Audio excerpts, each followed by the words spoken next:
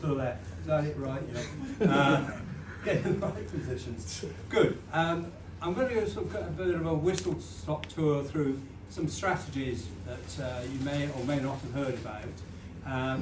Even if you heard about them, sometimes it's useful to have a reminder to see about them, because you forget and you think, oh yeah, I heard about that, but I'm not using it. So here we are. Just jump the slide. There we are. Got there. Right. So the first speaker talked about doing a bit of singing. Well, I'm going to do a bit of cooking. Do you like that? Sort of a bit of cooking, throw in a recipe.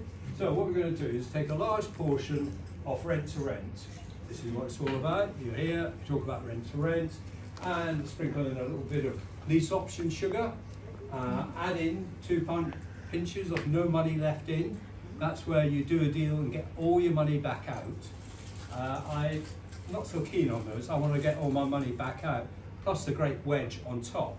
And you still can do that. Spoonful of delayed completions, and we'll show you how to bake what we call a multi-millionaire cake for this. So, the traditional way to go about investing in property is to buy it in the normal way. And that really is for the beginners and people who don't know any other strategy. They think you've got to buy a property, which usually means you put all your money into the property, or if you're a bit cleverer, you get finance, which means you have how much of your money tied up in the property? About 25%. Most lenders are lending 75%. That's right, loan to value.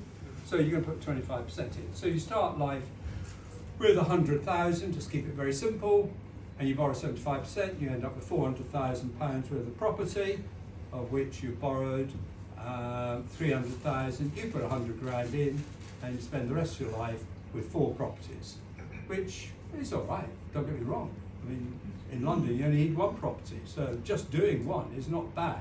No one's knocking any of these different types of things, but there are other ways of going about it.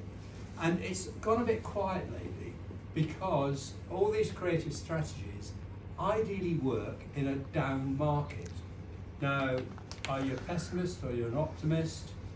Whichever way you look at it, is the market going up or is it going down? Who thinks it's going up?